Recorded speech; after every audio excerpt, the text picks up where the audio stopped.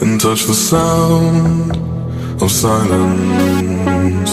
And in the naked light I saw 10,000 people, maybe.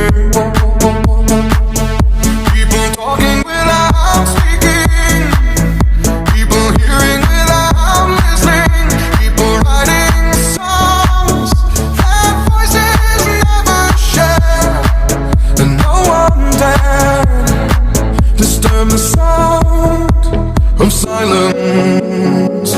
Fool said, you do not know. Silence like a cancer grows.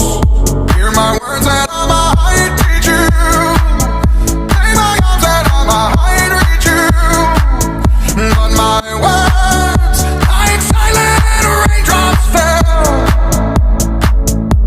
and echoed in the wells of silence.